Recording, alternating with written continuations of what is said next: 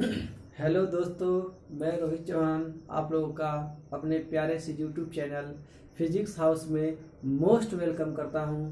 ठीक है। तो आज हम लोग आज स्टडी करेंगे कूलाम के नियम पर। तो ठीक है, आप लोग जल्दी से तुरंत अपना आप लोग कॉपी किताब और एक रफ और एक पेन लेकर बैठ जाइए, क्योंकि नोट्स भी बनाना बहुत ज़रूरी है। ठीक है दोस्तों, तो चलते हैं हम लोग ज़्यादा देर न करते हुए, क्योंकि लेट करने पर वीडियो बहुत काफ़ी लंबी हो जाएगी। ठीक है। देखिए दोस्तों, हम लोग आज बात करेंगे कूलाम के नियम पर। आखिर में कूलाम का नियम क्यों आया? देखिए भाई, आप लोग अभी इससे पहले पढ़ चुके हैं कि एक आवेश दूसरे आवेश पर प्रतिकर्षित करता है।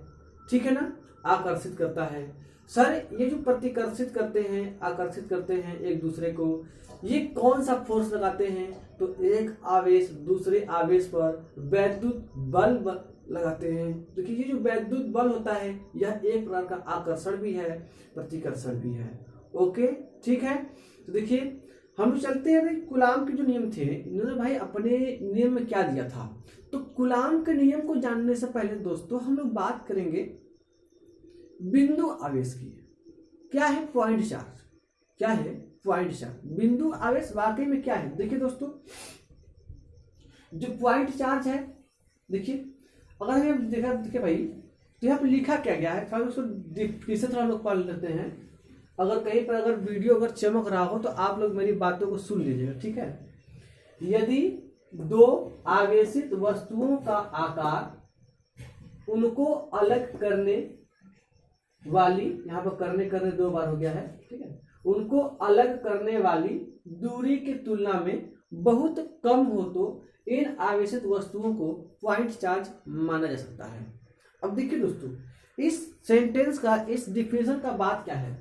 अब देखिए, अगर हम बात करें, कोई पदार्थ है, ये भी कोई पदार्थ है, इस पदार्थ का साइज इतना बड़ा है बेटा, इस पदार्थ का भी साइज इतना बड़ा है ना। अब देखिए, मेरे पास एक बल्ब है जो कि फ्यूज है। ये बल्ब अभी मेरे आपके पास है, तो अगर मेरे नजदीक है तो ये बल्ब का साइज इतना बड़ा दिख रहा है ना। अगर यही बल्ब आप मेरे से थोड़े टाइम 10 सेंटीमीटर दूर ले जाओ, फिर 20 मीटर दूर ले जाओ, फिर 30, फिर 40, फिर 50, फिर 60, फिर 70, 80, तो देखिए 100 मीटर जाते जाते इस बल्ब का जो साइज होगा मुझे भाई छोटा दिखने लगेगा। आई कि नहीं बात समझ में? ये जो बल्ब का साइज क्या है, वो छोटा दिखने लगा। तो मतलब क्या है भाई, दो आवेश जिस पदार्थ पर उपस्थित है, मतलब दो आवेशित पदार्थ पॉइंट चार्ज की भांति व्यवहार कर सकते हैं। देखिए भाई, जो आवेश है तो वो तो भाई पदार्थ पर ही होंगे, बिना पदार्थ को तो आवेश होगा नहीं। ठीक है ना। और तात्पर्य है कि भाई देखो, इन पर बेटा भी देखिए आवेश उपस्थित है। हम इस पर मानते हैं भाई +4 कूलाम का आवेश, इस पर भी +4 कूलाम का आवेश, तो काफी बड़े आवेश हो गए ना इस चीज। अब देखिए, इन दोनों का साइज जो भी है, अगर ये आपस में 1 मीटर की दूरी पर है, तो आप कहेंगे सर अगर ये चार्ज यहाँ पर, तो इस चार्ज को इसका साइज भी बड़ा दिखेगा, इस चार्ज को इसका भी साइज क्या होगा, बड़ा दिखेगा। लेकिन क्या किया जाए, इनके बीच की दूरी बढ़ाती जाए। यह वाला चार्ज इधर भागने लगा, यह वाला चार्ज इधर भागने लगा। अगर मान लो ये वाले चार्ज थोड़े दूर होते जाएंगे, थोड़े दूर होते जाएंगे, तो क्या होगा, इनका साइज एक दूसरे को ये छोटा देखते जाएंगे। क्या भाई, एक दूसरे को ये छोटा देखते जाएंगे। आई कि नहीं बात समझ में? अब देखिए, अगर मान लीजिए इन दोनों आवेशों के बीच की जो दूरी है वो होगी बेटा 10,000 मीटर, 10,000 किलोमीटर, चलो 10,000 किलोमीटर, समझ नहीं समझा? 10,000 किलोमीटर। अब कहा है भाई, ये 1 मीटर है, ये 10,000 किलोमीटर है, इनके बीच की दूरी ज्यादा अधिक नहीं हो गई? अब देखिए क्या है कि ये वाला चार्ज क्या भाई, ये वाला इतना बड़ा नहीं हो जाएगा, लेकिन इस वाले जो चार्ज होगा यहाँ पर, इस वाले चार्ज को इसका साइज छोटा दिखेगा, इस वाले चार्ज को भी इसका साइज बहुत ही छोटा दिखेगा। अगर हम लोग बात करें, एक सूर्य के इतना बड़ा आवेशित वस्तु भी पॉइंट चार्ज के भांति व्यवहार कर सकता है बच्चा। एक सूर्य जो है, सन जो हम लोग का है ना, उसके इतना बड़ा आवेशित वस्तु, उसके इतना बड़ा वस्तु भी। अब देखिए, मान लीजिए सूर्य का साइज तो भाई हम लोग बात करें, हमारी पृथ्वी से कई गुना बड़ा है ना। लेकिन पृथ्वी से देखते हैं तो सूर्य का साइज कितना दिखता है आप सोचिए। अगर हम लोग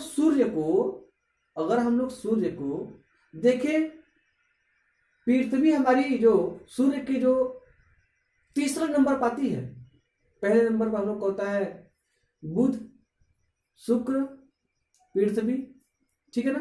चौथे पे क्या है भाई? मंगल। चौथे पे क्या है? मंगल। पांचवें पर बृहस्पति। अगर मैं बृहस्पति बेटा सूर्य से बहुत दूर है, समझा? बृहस्पति क्या है? सूर्य से बहुत दूर है। अगर हम लोग बृहस्पति से सूर्य को देखें तो सूर्य का जो साइज है वो और भी छोटा दिखेगा दोस्त, क्योंकि दूरी बढ़ गई। एक बड़ा से बड़ा वस्तु भी हमें पॉइंट के बाद दिखेगा। अब देखिए, अगर हम बात करें कि यही जब दो आवेश नजदीक थे तो भाई ये दोनों आवेश पॉइंट चार्ज नहीं थे, इन दोनों आवेशों को पॉइंट चार्ज नहीं कहा जा सकता। लेकिन जब यही आवेश काफी दूर हो गए, एक दूसरे से बहुत दूर, लगभग 10,000 किलोमीटर, तो भाई इनके बीच की दूरी बहुत हो गई। क्या भाई? इनका जो साइज है ना, इनके बीच की दूरी की तुलना में बहुत ही छोटा हो गया। देखिए, यदि दो आवेशित वस्तुओं का आकार उनको अलग करने वाली दूरी की तुलना में बहुत ही कम हो, क्या कम हो? आकार। क्या कम भाई? उनका आकार, ठीक है ना। तो इन आवेशित वस्तुओं को पॉइंट चार्ज माना जाता है। समझिए, पॉइंट चार्ज माना जाता है दोस्त, ठीक है ना।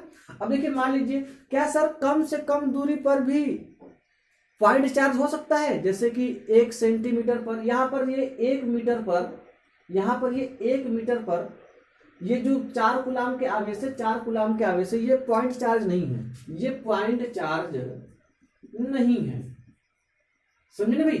ये पॉइंट चार्ज नहीं है। तो अब 1 ही मीटर दूरी पर पॉइंट चार्ज हो सकते हैं क्या? हो सकते हैं दोस्त। देखिए कैसे। अब मैं इन आवेशों के स्थान पर मैं यहां पर ला दूं भाई बहुत ही छोटे साइज का चार्ज, मतलब ऐसा चार्ज, ऐसा पदार्थ जिस पर उपस्थित आवेश क्या हो भैया? मात्र 1 माइक्रोकूलम हो जाए, इस पर भी 1 माइक्रोकूलम हो जाए। समझे आप? अब देखिए, अब कहा 1 माइक्रोकूलम, अगर हम लोग 1 माइक्रोकूलम को सॉल्व करें 10⁻⁶ कूलम, ये क्या? 10⁻⁶ कूलम आएगी नहीं बात समझ में। अब देखिए, 10⁻⁶ कूलम का आवेश जो है भाई वो बहुत ही छोटा है। क्या है भाई? बहुत ही छोटा है 1 माइक्रोकूलम का आवेश, 10⁻⁶। अब देखिए, कहा 10⁻�6, कहा ये 1 मीटर, कहा ये 1 मीटर। अब देखिए, इनके बीच की दूरी इनके साइज की तुलना में बहुत बड़ी हो गई ना। अगर इनको, चलो इनको आप 1 नैनो कूलम कर दो, 1 नैनो कूलम कर दो, 10⁻⁹, 10⁻⁹ कूलम। अब देखिए दोस्त, ये तो भाई एकदम पॉइंट चार्ज हो गया सर जी, एकदम पॉइंट चार्ज हो गया, क्योंकि इनके बीच की दूरी बहुत बड़ी हो गई इनके साइज के अकॉर्डिंग। आप समझ में आ रहा है क्या? जो चार्ज है उनका साइज बहुत ही छोटा होना चाहिए, उनके सेपरेट, उनको अलग करने वाली जो दूरी है ये दोनों आवेशों के तुलना में। कभी भी पॉइंट चार्ज अकेले नहीं हो सकता, कभी भी पॉइंट चार्ज अकेले नहीं हो सकता जब तक उसको तुलना हम किसी दूसरे आवेश से न करें। यहां पर मैंने कह दिया कि यहां पर ये 4 कूलम का चार्ज है, ये पॉइंट चार्ज है, नहीं कह सकते आप। क्या भाई? नहीं कह सकते, क्योंकि जब तक आप इनको कहीं दूरी से न दिखो, या तो आप इनको कहीं दूर से देखो, इनको देखोगे तो इनका साइज बहुत, लेकिन आप यहां से हो गए, लेकिन ये अकेले पॉइंट चार्ज थोड़ी है। या तो यहां पर आप किसको देखो भाई, बहुत दूरी पर चले गए, बहुत दूर चले गए, और उस दूर से आप इस चार्ज को देख रहे हो, आप देख रहे हो, तब आप देखो ध्यान से, ये 4 कूलम का चार्ज है भैया, ये 4 कूलम का चार्ज है। यहां पर एक व्यक्ति खड़ा है, यहां पर एक व्यक्ति खड़ा है, लेकिन इस व्यक्ति की दूरी यहां से भाई क्या है? 1 मीटर है। आप यहां पर खड़े हो गए, आपके जगह से इस पॉइंट चार्ज, ये चार्ज की दूरी है वह 10,000 किलोमीटर है। अब बताओ आपके लिए यह चार्ज कैसा होगा? Point charge. लेकिन इस व्यक्ति के लिए पॉइंट चार्ज नहीं है। समझे? अब देखिए, मैंने कहा कि अकेले नहीं होगा। अकेले का मतलब क्या है? आप यहां पर खड़े हैं ना, ये आप इसको देख रहे हैं ना, तब है। या तो आप इसको देखिए, या कोई यहां पर कोई एक आवेश आप दे, तब। ऐसे कोई अकेले थोड़ी दुनिया में कोई अपने अकेले घर वो अपना में है, दीवाना है, जो कुछ भी ऐसे। आप देखोगे तब पॉइंट चार्ज, अगर कोई और जगह तब पॉइंट चार्ज नहीं। मतलब क्या, अगर कोई नजदीक से देखे तो पॉइंट चार्ज नहीं, लेकिन आप इसको देखो तो पॉइंट चार्ज। ठीक है ना भाई। चलिए हम लोग बात करते हैं आगे कूलाम के नियम पर। देखिए जो कूलाम का नियम है बच्चों, वो कहता क्या है कि वो कहता ये है भाई कि कूलाम का नियम कुछ चीजों के लिए कुछ वैलिड है। अभी इनको देखें, ठीक है। कूलाम का नियम अपनी परिभाषा में कहते हैं कि दो आवेशित वस्तुओं के बीच लगने वाला बल का मान। ठीक, हम लोग जानते हैं कि एक आवेश दूसरे आवेश को आकर्षित या प्रतिकर्षित करता है। मान लें भाई, हम सीधी बात कहें, वो एक दूसरे को विद्युत बल लगाते हैं, लेकिन ये थोड़ी पता है कितना बल लगाते हैं। आपको पता है ना, जब गाड़ी रोड पर चलती है तो गाड़ी के टायर और रोड के बीच घर्षण बल लगता है।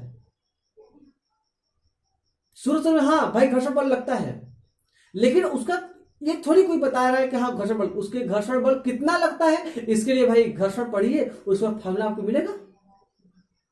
उसमें क्या है, फार्मूला आपको मिलेगा, तो आप कैलकुलेशन कर लेंगे वहां पर क्या भाई घर्षण का गुणांक क्या होगा, उसका फिर कितना फोर्स लगा रहे हैं, कितना आपका प्रतिक्रिया उत्पन्न हो रहा है, और वगैरह, वो एक अलग की बात है। यहां पर सब जानते थे कि विद्युत बल लगता है एक आवेश दूसरे आवेश के बीच, लेकिन ये कितना बल लगता है इसकी बात हमें कूलाम शक बोलते हैं। ये एक फ्रांसीसी वैज्ञानिक थे, ठीक है, ये एक फ्रांसीसी वैज्ञानिक थे। इन्होंने अपने लॉ में कुछ दिया। इन्होंने कहा कि हमें पहले दो आवेशों के बीच लगने वाले विद्युत आवेशों, दो आवेशों के बीच लगने वाले विद्युत बल का मान निकालने के लिए हमें पहले एक बिंदु आवेश का अध्ययन करना चाहिए, जो भी हम कर चुके। उसके बाद ये बिंदु आवेश होना चाहिए, उसके बाद एक गुण और होना चाहिए, वो बिंदु आवेश जो है वह भाई हमारा स्टेशनरी पॉइंट होना चाहिए, मतलब कि स्थिर बिंदु आवेश होना चाहिए। क्या होना चाहिए? स्थिर बिंदु आवेश। अब स्थिर बिंदु आवेश का अर्थ ये होता है दोस्त, अगर हम बात करें भाई, ये भी एक आवेश है, याद रखें कि Q1 है, ये Q1 Q2 आएगा समझ। देखिए Q1 Q2, अब इनके ये दोनों के दोनों आवेश क्या हो भैया, रुके हो। यह भी हम लोग का रेस्ट में हो, यह भी हम लोग का रेस्ट में हो, तब तो इनके बीच विद्युत बल लगेगा। समझे? या फिर ऐसा भी हो सकता है, ये Q1 रेस्ट पर हो और ये जो Q2 है ये अगर मोशन में हो, ये अगर गति में हो, तो भी हम लोग इन दोनों को हम लोग स्टेशनरी पॉइंट चार्ज मान सकते हैं, इनको हम स्थिर आवेश बोल सकते हैं। लेकिन दोनों गति में हो गए तब, अगर Q1 भी मोशन में, सॉरी यहाँ पे Q1 आएगा, Q2 रहेगा, Q2, अगर Q2 भी मोशन में, ये भी मोशन में हो गया और ये भी मोशन में हो गया, तब यहां पर कूलाम का नियम नहीं लगेगा। ऐसा नहीं कि इनके बीच विद्युत बल नहीं लगेगा, इनके बीच विद्युत बल लगेगा, लेकिन कूलाम का नियम इसके लिए नहीं है। किसके लिए है? स्थिर विद्युत आवेश, या तो दोनों आवेश स्थिर हो, या तो फिर उसमें से एक स्थिर हो, दूसरा गति कर रहा है, तब भी हो जाएगी, बात चल जाएगी। ठीक है, हम लोग कैलकुलेशन कर लेंगे। लेकिन अगर दोनों मोशन में हो जाए तब नहीं। क्यों सर? क्यों? क्योंकि भाई देखिए, जब गति करने लगते हैं ना, तो ये केवल विद्युत का ही गुण नहीं, ये चुंबकत्व का भी गुण दिखाने लगते हैं, इसलिए वहां पर मेटाफर बदल जाता है। ठीक है ना, तो कूलाम के अनुसार हम नहीं उसको रद्द करेंगे हम लोग। चलिए समझ में आएगा कूलाम का नियम कहां लगेगा? स्थिर विद्युत आवेश के लिए। देखिए कूलाम का नियम कहते हैं क्या भाई, कि किन्हीं दो स्थिर बिंदु आवेश के बीच लगने वाला विद्युत बल दोनों आवेशों के परिमाण के गुणनफल के अनुक्रमानुपाती तथा उनके बीच की दूरी के वर्ग के व्युत्क्रमानुपाती होता है। दिख रहा है, पढ़ लो ध्यान से। ठीक है, आप भाई क्या होगा भाई, हम पे ये Q1 आवेश, ये Q2 आवेश, पहले तो इनके बीच की दूरी हम R ले लेंगे। ये Q1 आवेश है, ये Q2 आवेश है, ये दोनों के दोनों चार्ज कैसे हैं? पॉइंट चार्ज है। क्या है भाई? Point charge. इनके बीच की दूरी क्या है? छोटी मोटी दूरी नहीं, बहुत बड़ी दूरी। क्या भाई?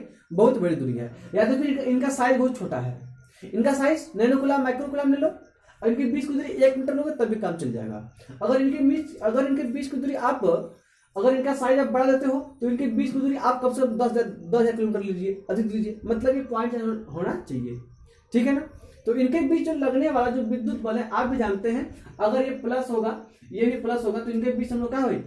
प्रतिकर्षण बल होगा। लेकिन वो बल कितना होगा? ये कूलाम से बोलते हैं। ये बोलते क्या है अपने कि भाई अगर इनके बीच जो विद्युत बल है ना, जो विद्युत बल है, इनके आवेश के परिमाण मतलब कि 2 कूलम का आवेश है, 4 कूलम का आवेश है, इनके आवेश के परिमाण का गुणनफल के समानुपाती होता है। समझे समझे? अब थोड़ा ध्यान देना, ये समानुपाती या अनुक्रमानुपाती शब्द एक ही होता है। अब मैं आपसे कहूं, मैं आपको थोड़ा सा एक एग्जांपल दे रहा हूं।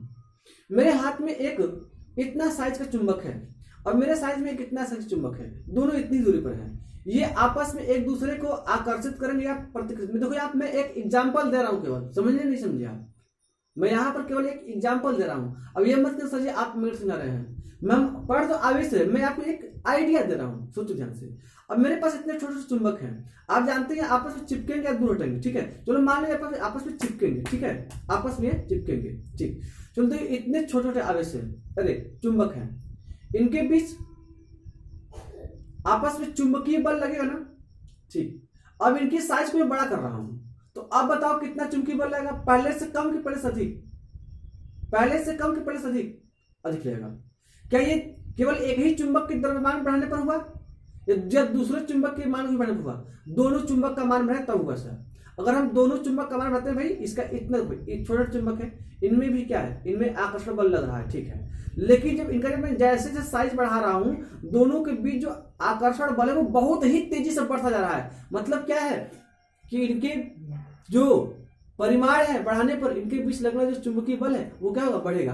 तो वैसे ही मैं आपको एग्जांपल दे रहा हूं, अगर आवेश है, अगर इन दोनों आवेशों का मान यदि आप बड़ा कर देते हैं, अब देखिए, अब इन दोनों आवेशों का साइज में बहुत बड़ा कर दिया, दूरी को दूरी को भी नहीं बदलना है, दूरी को भी नहीं बदलना, ठीक है। अब देखो, अब जब आवेश जब इतना बड़ा होगा, एक आवेश इतना बड़ा होगा, तो इनके बीच जो लगने वाला जो विद्युत बल होगा उसका मान अधिक होगा जब इनका साइज छोटा छोटा था। तो वही कह रहा है, कूलाम का जो नियम कह रहा है कि भाई जो F proportional to Q1 Q2 I के निवासन में, और उसके बाद क्या है कि भाई इनके बीच की दूरी के जो F प्रोपोर्शनल टू होता है भैया 1/1/r², इनके बीच की दूरी के वर्ग के बीच को अनुपाती, इनके बीच के दूरी के वर्ग के बीच को अनुपाती। अब देखिए, अब मैं आपसे कहूं, ये चुंबक हैं, इतने दूरी पर थे, इनको थोड़ा दूर करो, इनके बीच चुंबकीय बल कम होगा नहीं होगा, और दूर करो, कम होगा नहीं होगा, और दूर करो, कम होगा नहीं होगा, होगा नहीं होगा? तुम बताओ ध्यान से, कमेंट देख कर, कमेंट में लिख कर, और होता भाई सही, ठीक है ना। अब देखिए, अब इन आवेश को क्या करो भैया, इन आवेश को साइज अब बदलो, इन आवेश को साइज बदलना, ठीक है, समझे। अब ऐसा नहीं है सर जी हम दूरी भी बढ़ा रहे हैं, इनका मान भी बढ़ा रहे हैं और बल में कोई परिवर्तन नहीं हो रहा है। बाबू ध्यान देना, जब एक चीज पर अध्ययन करते हैं ना तो दूसरी चीज को कांस्टेंट करते हैं, ठीक है ना। ऐसा नहीं कि सर जी मैं इसके बीच की दूरी बढ़ा रहा हूँ, उसका साइज बढ़ा रहा हूँ, सर जी बल में कोई मान नहीं आ रहा है। अरे भैया तो एक चीज को कांस्टेंट करो ना, एक चीज को मत बदलो, एक चीज को बदल रहे हो तो देखिए, अब क्या है, इनके बीच की दूरी आप बढ़ा दिए, अब इनको ला दिया अब इतना दूरी पर। ये भैया हम लोग का Q2 था, ये हम लोग का Q1 है। अब बताइए इनके बीच लगने वाला विद्युत बल का मान घटेगा नहीं घटेगा? घट जाएगा। वो भी कैसे घटेगा? एक 1/r², यही कूलाम का नियम है। अगर हम इन दोनों इक्वेशन को F proportional to Q1 Q2/r² लिख सकते भाई? बताओ ध्यान से आप लोग, सही है ना। देखिए, तो अब देखिए क्या भैया कि जो कूलाम का जो नियम क्या कहता है कि किसी दो आवेशों के बीच लगने वाला विद्युत बल, दो आवेशों के बीच लगने वाला विद्युत बल नहीं, दो स्थिर आवेशों के बीच लगने वाला विद्युत बल, दो स्थिर आवेशों के बीच लगने वाला विद्युत बल Q1 Q2 उनके आवेश के परिमाण के गुणनफल के समानुपाती तथा उनके बीच की दूरी के वर्ग के व्युत्क्रमानुपाती होता है। दोस्तों बात आई कि नहीं समझ में? ठीक है ना। अब देखिए, अब मैं आपसे बात कर रहा हूं कि भाई ये तो हो गया सर, ठीक। अब देखिए ध्यान से, अच्छा दोस्तों, अब हम लोग क्या करेंगे, थोड़ा मैं याद कर रहा हूं कि अगर हम लोग F, अगर प्रोपोर्शनल का चिन्ह हटाओगे दोस्तों, तो यहाँ भाई हम लोग का एक कांस्टेंट आएगा, क्या भैया? कांस्टेंट बराबर कांस्टेंट कि Q1 ये ऊपर जो भी Q2/r²। ये K क्या है सर? ये K बेटा हम लोग का एक समानुपातिक अनुपात है। क्या भाई? समानुपातिक अनुपात है, ठीक है ना। जब ये प्रोपोर्शनल का जब चिन्ह हटता है तो यहाँ हम लोग एक समानुपातिक कांस्टेंट लगाते हैं, नियतांक। K क्या है भैया? समानुपातिक या अनुक्रमानुपातिक बोलता है कोई, अनुक्रमानुपाती अनुपात नियतांक है। क्या भैया? नियतांक है, ठीक। अच्छा, इधर की चीजें अगर आप लोग नोट कर रखे हो ना तो मैं इसको थोड़ा सा इसको मैं साफ करना चाहूंगा, ठीक है, क्योंकि हम लोग का बोर्ड अब भरने के बाद आ गई है। चलो दोस्तों, ठीक है। चलिए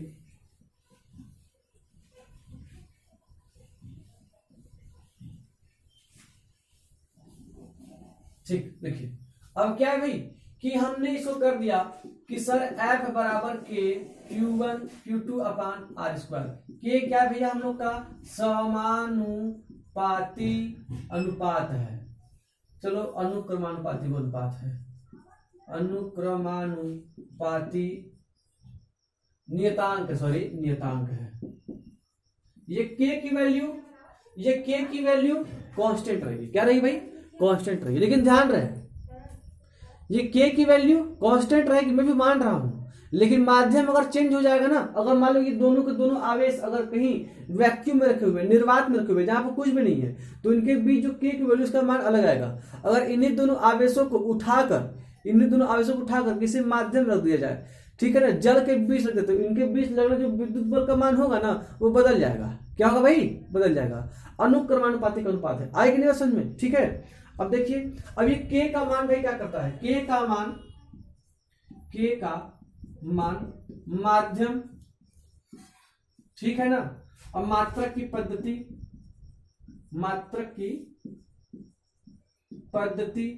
पर निर्भर करता है। क्या करता है भैया? निर्भर करता है। आई की नहीं बात समझ में? क्या करता है भाई? निर्भर करता है। ये जो के का मान क्या है? माध्यम पर निर्भर करेगा और मात्रक की पद्धति पर निर्भर करेगा। समझते हैं? मात्रक की पद्धति का मतलब क्या है? अगर हम लोग एसआई पद्धति का यूज करेंगे तो के की वैल्यू कुछ अलग आएगी, ठीक है ना। अगर हम लोग सीजीएस पद्धति में यूज करेंगे, इनका भाई इसको सीजीएस में लाएंगे, इनको सीजीएस में, इनको भी सीजीएस में, तो के की वैल्यू क्या होगी? अलग आएगी। ये बात यही कहने का इसका है, ठीक है ना। अब देखिए ध्यान से, अगर हम बात करें के की यूनिट, के का मात्रक निकालो आप लोग। के का मात्रक यहां से क्या होगा भैया? ये देखिए के का मात्रक अगर हम लोग बात करें एफ बराबर के Q1 Q2 upon R square, इसको देखें तो भैया एफ गुणित आर स्क्वायर बराबर, ये क्या हो भैया? के। ये क्या हो गया? के। ये भैया क्या है? Q1 गुणित Q2। इधर से Q1 Q2 को इधर भेज दो, एफ गुणित आर स्क्वायर अपान Q1 गुणे Q2 अपान के बराबर के, सॉरी। अब देखिए इधर क्या रहेगा भैया? Newton metre square upon coulomb square to K. तो के की जो यूनिट हो गई भाई हम लोग की newton metre square upon coulomb square, ठीक है ना। Newton metre square upon coulomb square, ये इसका भी इसकी यूनिट होगी। क्या होगी भैया? ये इसकी यूनिट। अब इसका लोग बात करते हैं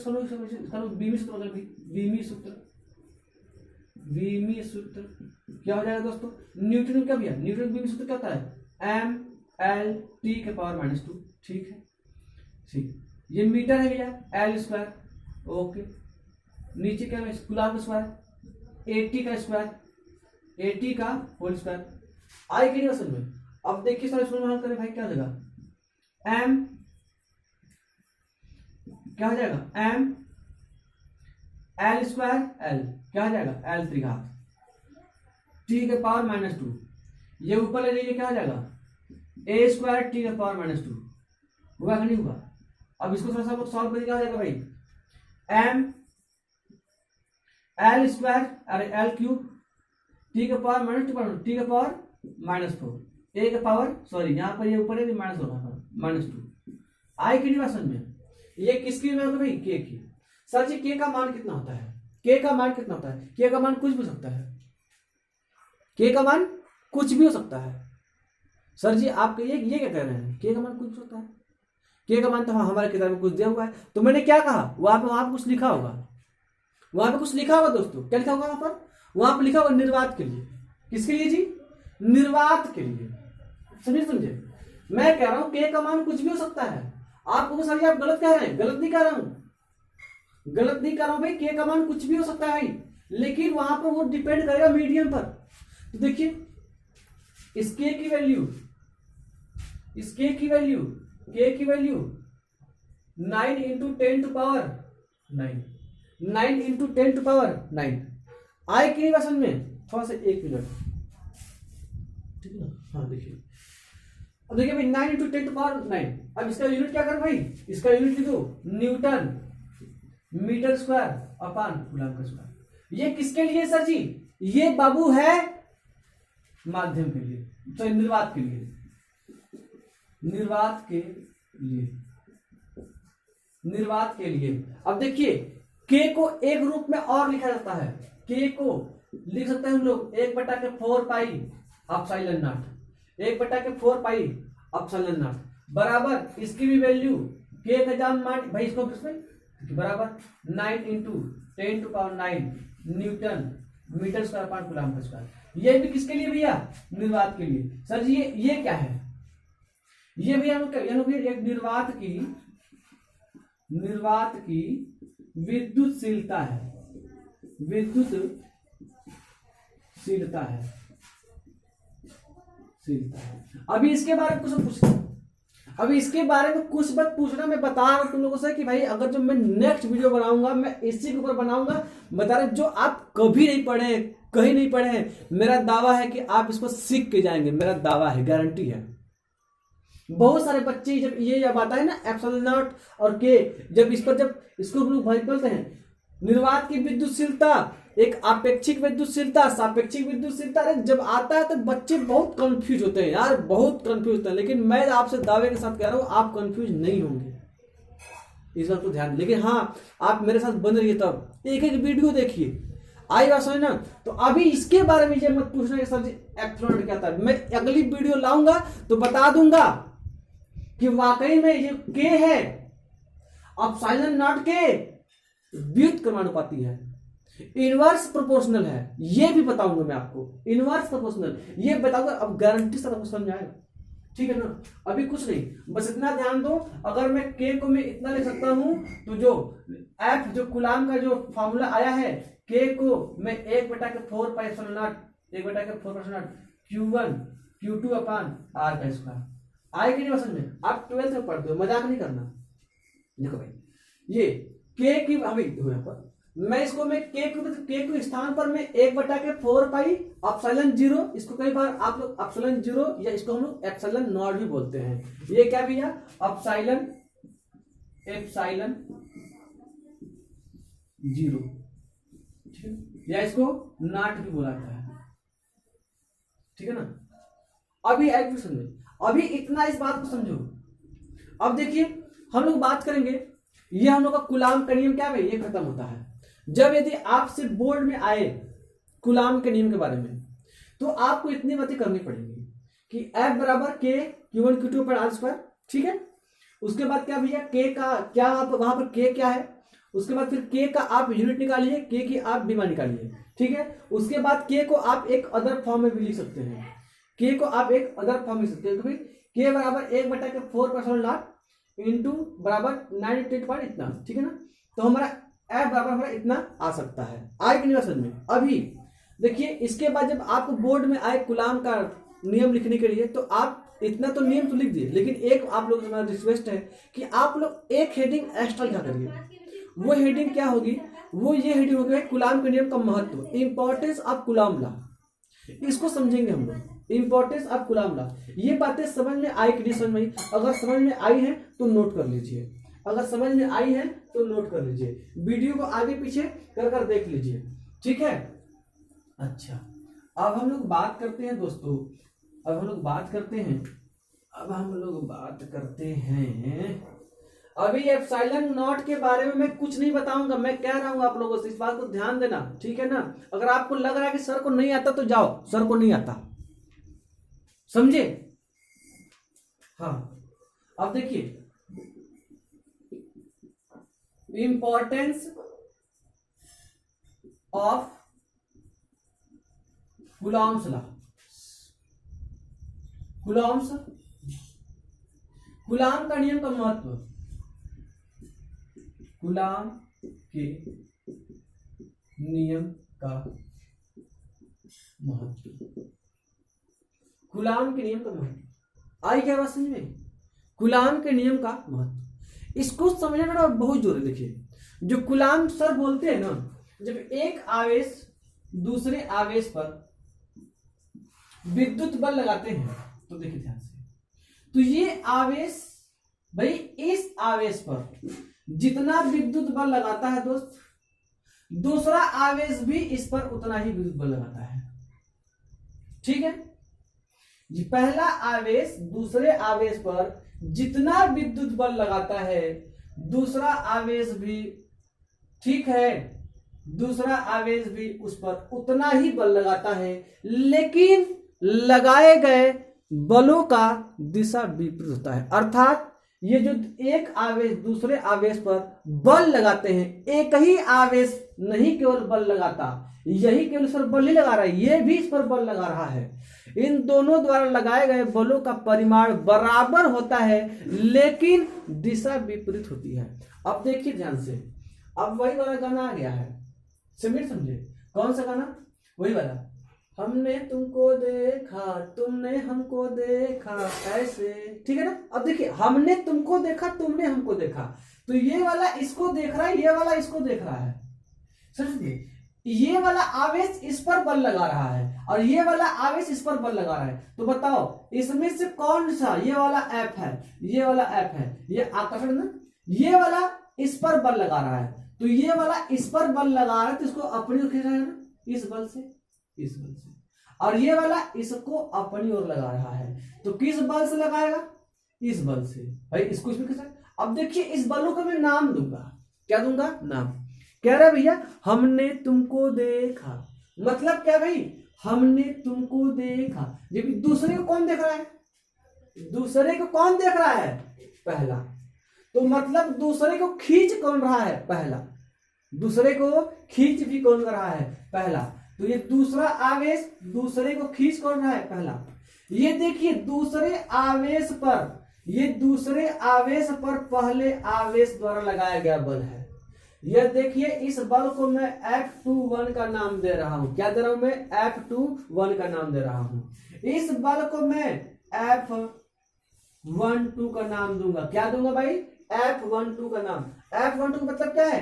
पहले आवेश पर दूसरे आवेश लगाया, पहले आवेश को दूसरे ने देखा है, दूसरे आवेश को पहले ने देखा है। हमने तुमको देखा तुमने हमको देखा, समझे नहीं समझे? भाई क्या कर रहा है? ये इसको अपनी ओर लगाकर खींच रहा है, पहला इस पर अपनी ओर बल लगा खींच रहा है इस बल के द्वारा। अब मैं दोनों धन करता हूं, अब मैं दोनों क्या करता हूं? मैं धन करता हूं, दोनों धन। अच्छा, ये Q1 ये Q2, हमने तुमको देखा। अब देखिए, ये प्लस ये प्लस एक दूसरे क्या करेंगे? प्रतिकार से। ये इसको इधर बल लगाएगा, ये वाला इस पर इधर बल लगाएगा, तो इस बलों को नाम देना है। ये दूसरे आवेश पर ये वाला इस पर बल लगाया है, तो ये वाला जो बल है लग किस पर रहा है? ये वाला है, लग किस पर रहा है? दूसरे पर लग रहा है। लगा कौन रहा है? पहला लगा रहा है। ये वाला बल लग किस पर रहा है? पहले पर। लगा कौन रहा है? दूसरा वाला। लगा कौन है? दूसरा। मतलब पहले आवेश पर दूसरे आवेश द्वारा लगाया गया बल, दूसरे आवेश पर पहले लगाया बल। तो ये क्या है? ये जो इंपॉर्टेंस क्या है? ये कहते क्या भैया कि इन दोनों का जो परिणाम होगा ना वो बराबर होगा। क्या होगा भाई? बराबर होगा। लेकिन अगर आप इनको वेक्टर के रूप में लिखोगे F12 वेक्टर बराबर माइनस F21, तो घबराना नहीं, ये मैं प्रूफ कर दूंगा कूलाम के वेक्टर लॉ में, कूलाम के वेक्टर लॉ में। पहले इंपॉर्टेंस समझ में आई, ठीक? देखो ये इंपॉर्टेंस क्या है, इससे समझ में आ रहा है कि भाई दोनों आवेशों को, दोनों आवेश पर लगने वाला जो विद्युत बल होता है, लगने वाला जो विद्युत बल होता है, इन आवेशों को मिलाने वाली रेखा के अनुदिश होता है। देखिए ये वाला बल इस जिस रेखा पर ये दोनों दूरी, भाई इनके सेंटर से सेंटर, क्या भैया? ये सेंटर ये सेंटर, इनके बीच की दूरी ये है, तो इनको मिलाने वाली रेखा के अनुदिश आया है। ये भी क्या है? इनको मिलाने रेखा के अनुदिश गया है। ये क्या भैया? इनको भैया इनको मिलाने वाली रेखा के अनुदिश गया है। यह भी इनके मिलाने रेखा के अनुदिश गया है। आई कि नहीं समझ में? तो फर्स्ट इंपॉर्टेंस ये है कि दो आवेशों के बीच लगने वाला विद्युत बल उनको जोड़ने वाली रेखा के अनुदिश कार्य करता है, कभी इधर उधर नहीं। अब देखिए इसका मतलब ये नहीं है कि कोई आवेश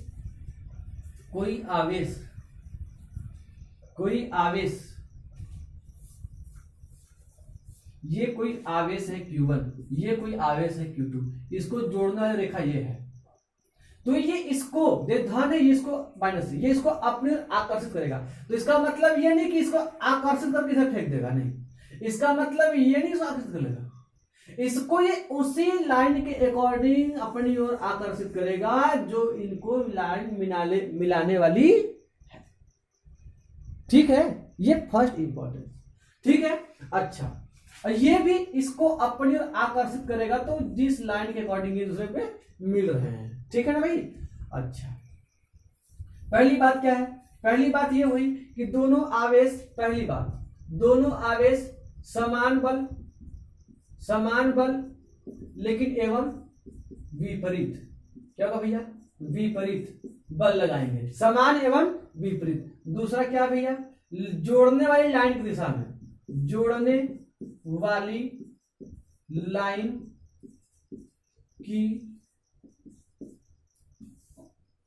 के अनुदिश, जो लाइन के अनुदिश आई की निर्वासन में। ठीक है ना। अब देखिए थर्ड इनके जो ये विद्युत बल जो है, विद्युत बल भैया क्या है कि छोटे परास से लेकर बड़े परास तक भी होता है। अब देखिए ध्यान से, मैं एक परमाणविक दूरी, ठीक है ना, और मैं एक आणविक दूरी की बात करूंगा।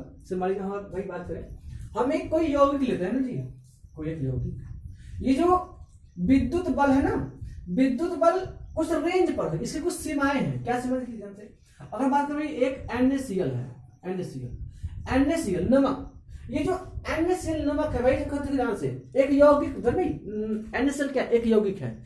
अगर हम लोग बात करें तो इनके NaCl, Na और Cl के बीच की दूरी कितनी होगी? तो देखिए भाई, ये दूरी लगभग मेरे ख्याल से जो होती है भैया 10⁻11 मीटर के लगभग होती समथिंग। ठीक है। अब देखिए, अगर मैं आपसे बात करूं, कोई एक परमाणु है, जैसे मान लीजिए कि हमारा H2 ही है, ठीक है, इनके बीच में क्या वही 10⁻11 से लेकर 10⁻−10 ऐसे कुछ रहता है। ठीक है, आसपास तो जो भी रेंज है। ठीक, अगर देखिए मैं किसी परमाणु की बात करूं, तो देखिए किसी परमाणु में प्रोटॉन, किसी परमाणु के नाभिक में प्रोटॉन न्यूट्रॉन होते हैं, इसके बाहरी की संख्या में इलेक्ट्रॉन होता है। अच्छा देखिए, परमाणु की त्रिज्या कितनी होती है भाई? परमाणु एक प्रोटॉन और इलेक्ट्रॉन की जो बीच की दूरी क्या है? 10⁻15 के समथिंग जो भी है तो देखा गया मीटर, क्या भैया? मीटर। ठीक है ना, ये भी नहीं मीटर। आगे समझे, देखिए मैं एक एवरेज कर रहा हूं, लेकिन देखिए ये 10⁻11, ठीक है, चलिए मैं इसे 10⁻12 भी बोल देता हूं, 10⁻12, ये 10⁻15। देखिए इन सभी के बीच अगर इतनी दूरियां रहती है ना, तो यहां पर दो आवेश के बीच लगने वाला जो विद्युत बल है वो कार्य करता है। विद्युत बल है और उसके हम लोग गणना कूलाम के नियम से कर सकते हैं, कूलाम के नियम से कर सकते हैं। आई की नहीं बात समझ में? कूलाम के नियम से कर सकते हैं। अगर मैं आपसे बात कहूं, जो रेंज है, रेंज जो इसकी है, जो इसकी रेंज है भैया, वो 10⁻15 से छोटी, 10⁻15 से छोटी दूरी पर अगर दो आवेश हैं, ये दो आवेशों के बीच की दूरी -10⁻15 से भी छोटी हो गई तो वहां पर कूलाम का नियम फेल होता है। ऐसा नहीं कि उनके बीच विद्युत बल नहीं लग रहा है, लेकिन हम कूलाम के नियम से उसको हम गणना नहीं कर सकते। अब देखिए एक नाभिक की जो त्रिज्या होती है वह 10⁻15 से भी कम होती है, 10⁻15 से भी कम होती है। तो न्यूक्लियन जो भाई होते हैं हमारे जो हमारे नाभिक के कण होते हैं, नाभिक के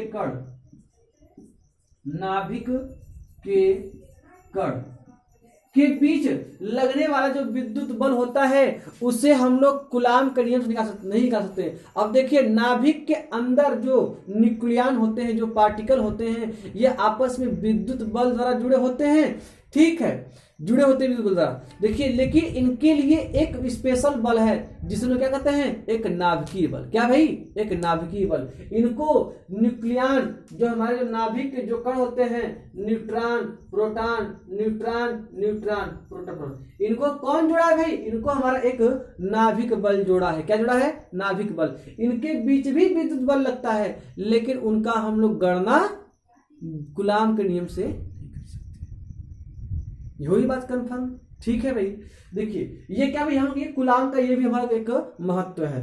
ठीक है, पहला महत्व क्या था कि इनको जोड़ने वाली है समान, एक आवेश दूसरे पर समान परिमाण में बल लगाएंगे, लेकिन उनकी दिशा क्या होगी, विपरीत होगी। ठीक है ना, जोड़ने वाली रेखा के अनुदिश बल कार्य करेगा।